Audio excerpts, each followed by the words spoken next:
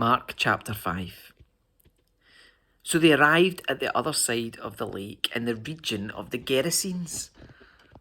When Jesus climbed out of the boat, a man possessed by an evil spirit came out from the cemetery to meet him.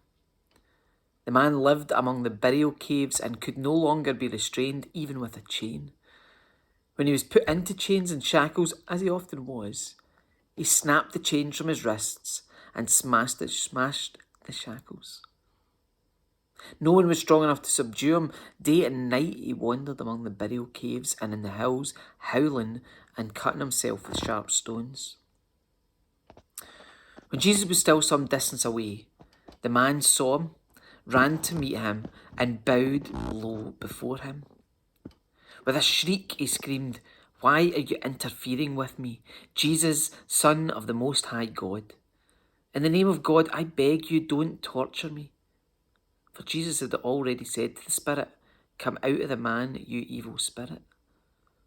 Then Jesus demanded, "What is your name?"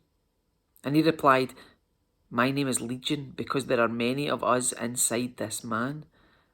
Then the evil spirits begged him again and again not to send them to some distant place.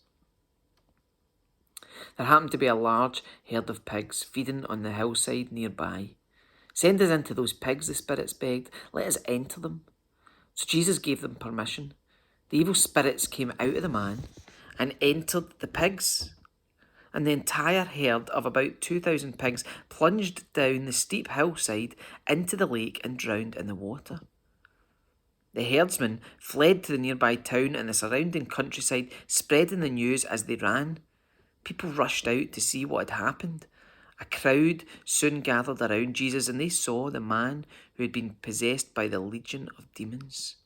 He was sitting there, fully clothed and perfectly sane, and they were all afraid. Then those who had seen what had happened told the others about the demon-possessed man and the pigs, and the crowd began pleading with Jesus to go away and leave them alone. As Jesus was getting into the boat, the man who had been demon-possessed begged to go with him.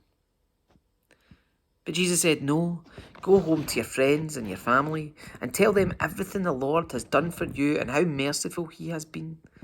So the man started off to visit the 10 towns of that region and began to proclaim the great things that Jesus had done for him, and everyone was amazed at what he told them.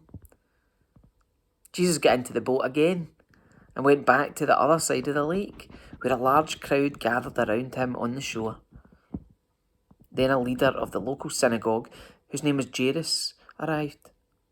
When he saw Jesus, he fell at his feet, pleading fervently with him.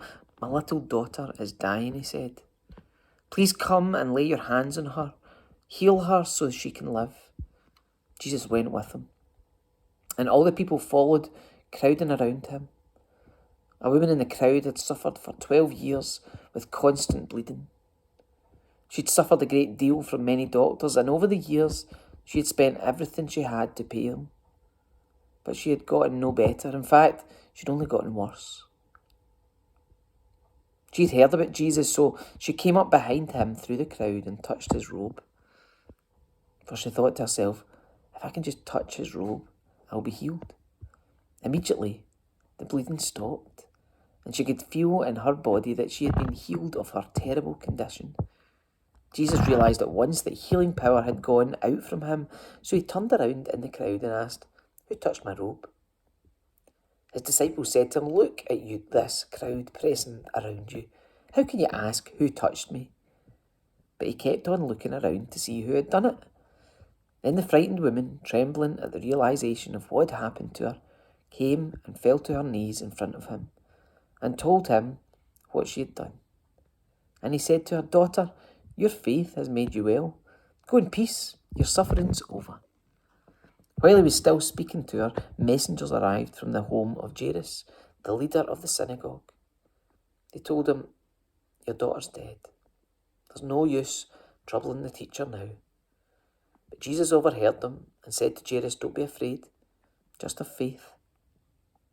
Then Jesus stopped the crowd and wouldn't let anyone go with him except Peter, James, and John, the brother of James. When they came to the home of the synagogue leader, Jesus saw much commotion and weeping and wailing.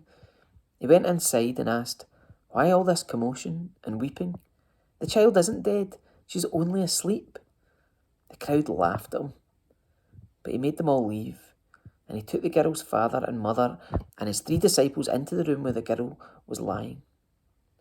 Holding her hand, he said to her, "Talitha cum," which means, "Little girl, get up." And the girl, who was 12 years old, immediately stood up and walked around. They were overwhelmed and totally amazed. Jesus gave them strict orders not to tell anyone what had happened, and then he told them to give her something to eat.